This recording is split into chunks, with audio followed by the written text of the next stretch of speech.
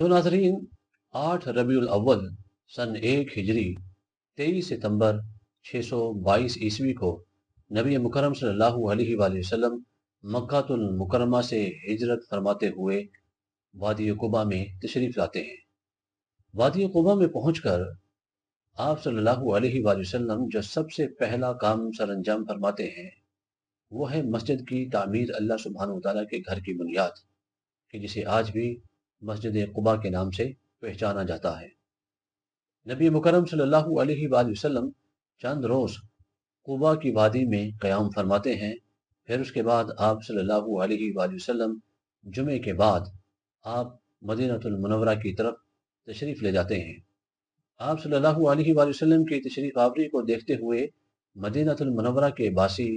मुसर्रत और खुशी का इजहार करते हुए नहायत ही खूबसूरत अशआर पढ़ते हैं। अशरक़ल बद्रु अलैना मिन सनिय्यातिल वदा वजब शुक्र अलैना मदआ लिल्लाहि दा, कि जुनूब के पहाड़ों की तरफ से हमारे ऊपर 14वीं का चांद नमूदार हुआ है और हमारे लिए हमेशा हमेशा के लिए इस बात का शुक्र करना लाजिम व मलजूम है। और फिर मदीनतुल मुनव्वरा में पहुंचने के बाद भी नबी मुकर्रम सल्लल्लाहु अलैहि वसल्लम जो पहला काम सर अंजाम देते हैं वो अल्लाह सुब्हानहु व तआला के घर की बुनियाद होती है। नबी मुकर्रम सल्लल्लाहु अलैहि वसल्लम मदीनतुल मुनव्वरा में पहुंचते हैं तो आपकी सवारी आप सल्लल्लाहु अलैहि वसल्लम के ननिहाल के मोहल्ले में, बनु नज्जार के मोहल्ले में वो क़याम पजीर होती है। और नबी मुकर्रम सल्लल्लाहु अलैहि वसल्लम इब्तदाई अय्याम में हज़रत अय्यूब अंसारी रज़ियल्लाहु ताला अन्हु के यहाँ मेहमान ठहरते हैं और मस्जिद नबवी की जगह जो मुंतखब की जाती है वो बुनियादी तौर पर 2 यतीम बच्चों सहल और सुहेल की मलकियत होती है, जो कि दोनों बच्चे हदियतन वो ज़मीन अल्लाह सुब्हानहु व तआला के लिए वक्फ करना चाहते हैं, मगर आप सल्लल्लाहु अलैहि वसल्लम इस बात को नापसंद फरमाते हैं और उन दोनों यतीम बच्चों को मस्जिद की जो मुकर्ररा कीमत होती है वो हज़रत अबू बकर सिद्दीक रज़ियल्लाहु ताला अन्हु की तरफ से अदा की जाती है। फिर उसके बाद जो पहला काम है मदीनतुल मुनव्वरा में जो मुसलमानों के हाथों मजमूई तौर पर अंजाम पाता है वो होता है मस्जिद नबवी की तामीर, कि जिसमें आप सल्लल्लाहु अलैहि वसल्लम समेत तमाम सहाबा ज़ौक़ व शौक़ के साथ बढ़ चढ़ कर हिस्सा लेते हैं।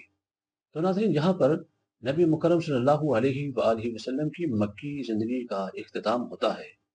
और आप सल्लल्लाहु अलैहि वसल्लम के जो मक्का में गुजरे हुए जो साल हैं, जो अय्याम हैं, जो महीने हैं, जो ज़िंदगी है, जो 13 साल आप सल्लल्लाहु अलैहि वसल्लम ने दौर मक्कातुल मुकर्रमा में गुजारा है, उसमें से आम मुसलमान के लिए बहुत ही ख़ास किस्म के चंद असबाक वो हासिल होते हैं। उनमें से पहला सबक है सब्र को लाज़िम व मलजूम जानना। हर मुसलमान को सब्र करना ज़िंदगी के कठिन और मुश्किल मराहिल में। वस्बिर अला मा असाबक इन्न ज़ालिका मिन अज़्मिल उमूर, कि तुम सब्र करो कि बेशक सब्र तो बहुत ही आला तरीन बुलंद तरीन कामों में से एक काम है। ये तो आला तरीन मेयारों में से एक मेयार है कि जो इंसान की शख्सियत को 4 चांद लगाता है, उसकी शख्सियत को निखारता है, उसकी ज़िंदगी में ठहराव लेकर आता है, उसकी ज़िंदगी में, उसकी किरदार साजी में, उसकी ज़हन की पुख्तगी, उसके किरदार की पुख्तगी, उसके तमाम मामलात की पुख्तगी, ये सब्र की वजह से ही आती है। अगर इंसान की ज़िंदगी में से सब्र ख़त्म हो जाए तो उसकी ज़िंदगी में नाकामियों का ढेर लगता चला जाता है और कामयाबियाँ उससे दूर होती चली जाती हैं और जिसके नतीजे में वो बेसुकूनी, मायूसी और नाउम्मीदी का शिकार हो जाता है। और अल्लाह सुब्हानहु व तआला ने वैसे भी फरमाया, वलनब्लुवन्नकुम बिशैइन मिनल खौफि वल जू'i व नक़्सिन मिनल अम्वालि वल अनफ़ुसि वस्समरात वबश्शिरिस साबिरीन अल्लज़ीना इज़ा असाबतहुम मुसीबह क़ालू इन्ना लिल्लाहि व इन्ना इलैहि राजिऊन, कि हम तो तुम्हें आजमाएंगे, तुम्हें खुशियां देकर, गम देकर, तुम्हें औलाद देकर, तुमसे औलाद लेकर, तुम्हें माल देकर, तुमसे माल लेकर, हर सूरत में हम तुम्हें ज़िंदगी में आजमाएंगे। मगर खुशखबरियाँ सिर्फ उन लोगों के लिए हैं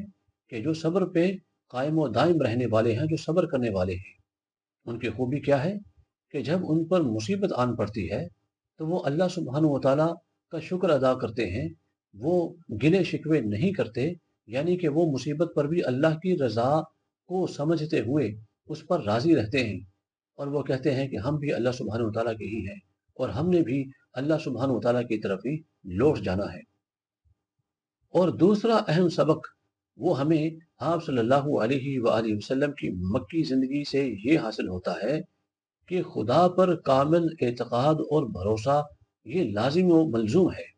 انسان کی ڈائمنشن، اس کی لائن، اس کی سمجھ بوجھ، اس کا نظریہ، اس کی منزل، اس کا مقصد، اس کی منشا، یہ بالکل کلیئر اور کٹ ہونی چاہیے، کلیئر اینڈ کٹ ہونی چاہیے، بالکل واضح ہونی چاہیے۔ اس میں کسی قسم کا کوئی شک و شبہ یا ملال نہیں ہونا چاہیے، کیونکہ اللہ سبحانہ و تعالیٰ فرماتے ہیں وَمَن يَتَّقِ اللَّهَ يَجْعَل لَّهُ مَخْرَجًا، کہ جو مجھ پر اعتقاد کرتا ہے، جو مجھ پر بھروسہ رکھتا ہے، یقین رکھتا ہے، مجھ سے ہی امید لگائے رکھتا ہے، کامل امید لگائے رکھتا ہے، یجعل لہ مخرجا، تو میں اس کے لیے راستے نکالتا چلا جاتا ہوں، وَيَرْزُقْهُ مِنْ حَيْثُ لَا يَحْتَسِبُ، اور میں اسے وہاں سے رزق کی کشادگیاں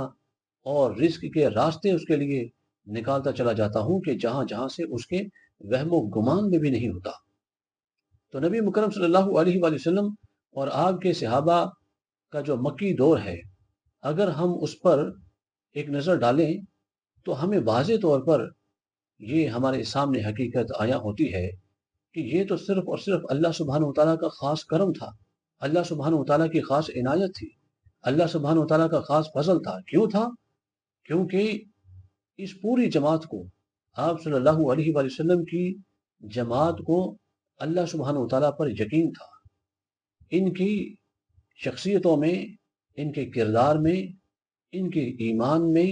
ان کی چال ڈھال میں، ان کی بول چال میں، ان کے ذہنوں میں، ان کی زبان پر، تمام کے تمام معاملات میں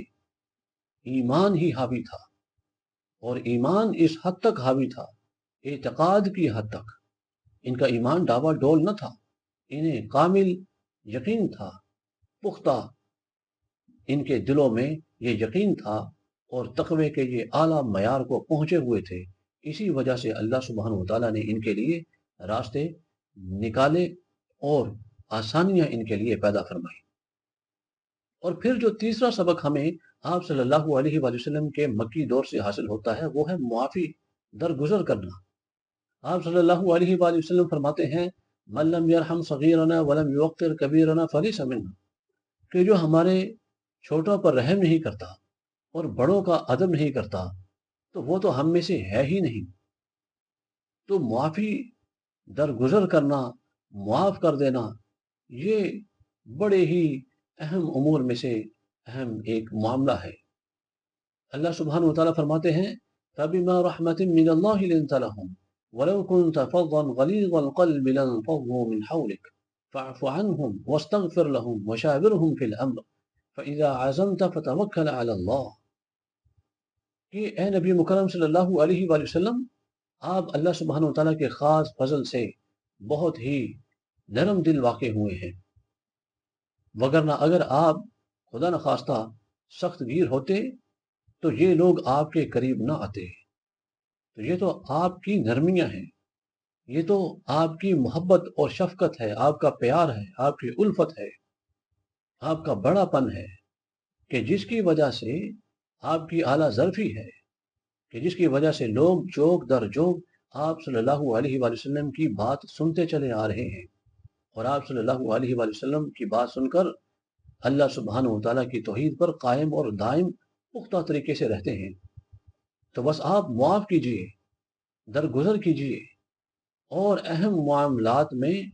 مشاورت سے فیصلہ کیجئے، مشورہ کیجئے، اور مشورے سے فیصلوں کو طے کیجئے اور استغفار کیجئے۔ اور جب آپ کوئی فیصلہ کر لیں تو اس پر پھر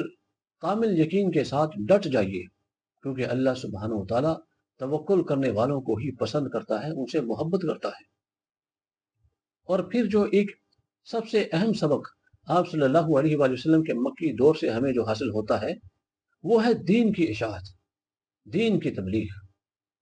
فرمایا طلب العلم فریضۃ علی کل مسلم، علم کا حصول، ہر وہ فائدہ دینے والا علم، سب سے بہترین علم تو دین کا علم ہے، اللہ سبحانہ وتعالیٰ کی کتاب قرآن کا علم ہے، شریعت حدیث کا علم ہے، اور پھر اس کے علاوہ بھی ہر وہ علم کہ جو آدمی کو کلی طور پر نفع دینے والا ہے، وہ حاصل کرنا ہر مسلمان بالغ مرد اور عورت پر فرض ہے۔ اور جو پہلی وحی تھی وہ بھی یہی تھی، اقرأ بسم ربک الذی خلق، پڑھو اپنے اس رب کا نام لے کر کے جس نے تمہیں پیدا کیا ہے۔ اور مسلمان کا بنیادی کام بھی یہی ہے کہ وہ امر بالمعروف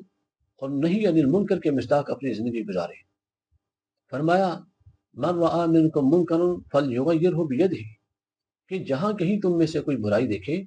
اگر وہ استطاعت رکھتا ہے تو وہ اسے ہاتھ سے ختم کر دے، روک دے۔ اگر وہ ہاتھ سے طاقت نہیں رکھتا تو وہ اپنی زبان سے روکے، اگر زبان سے بھی نہیں روک سکتا تو اپنے دل سے اس کو برا جانے۔ تو ایک اہم سبق یہ بھی حاصل ہوتا ہے کہ دین کی نشر و اشاعت یہ ہر بالغ مسلمان مرد اور عورت پر فرض ہے۔ تو یہ پھر ساری عادتیں ہیں کہ جو مسلمانوں کے اندر اکائی کا سبب بنتی ہیں، اتحاد کا سبب بنتی ہیں، بھائی چارے کا سبب بنتی ہیں، یعنی کہ صبر، خدا پر اعتقاد، بھروسہ، کامل یقین، معافی، درگزر کرنا، اتحاد، حکمت عملی، آپس میں اٹوٹ انگ رہنا، انما المؤمنون اخوہ، کہ مومن مومن کا بھائی ہے۔ تو مسلمان ایک جسد واحد کی طرح ہے۔ حکمت عملی اور اتحاد، یہ بھی ایک اہم سبق ہمیں ملتا ہے مکی دور سے۔ آپ صلی اللہ علیہ وآلہ وسلم نے فرمایا المؤمن للمؤمن کالبنیان یشد بعضہ بعضا، کہ مسلمان کے لیے ایک عمارت کی طرح ہے کہ جس میں ایک اینٹ دوسری اینٹ کو مضبوطی دیتی ہے، پکڑ دیتی ہے۔ المسلم اخو المسلم، مسلمان مسلمان کا بھائی ہے۔ تو اس لیے یہ چند اسباق ہیں، یہ چند سبق ہیں کہ جو وجہ بنے ریاست مدینہ کے قیام کے، یعنی صبر، خدا پر اعتقاد اور یقین، معافی، درگزر کرنا، اتحاد اور حکمت عملی، اور دین کی مسلسل اشاعت کرنا اور اس میں کسی قسم کا کوئی کمپرومائز نہ کرنا۔ یہ جب عادتیں مسلمانوں میں مجموعی طور پر آ گئیں، سرایت کر گئیں، تو پھر بھائی چارے کی بنیاد پر اسلامی ریاست کا قیام وجود میں آیا، کہ جس کے بارے میں ہم اگلی ویڈیو میں انشاءاللہ ذکر کریں گے۔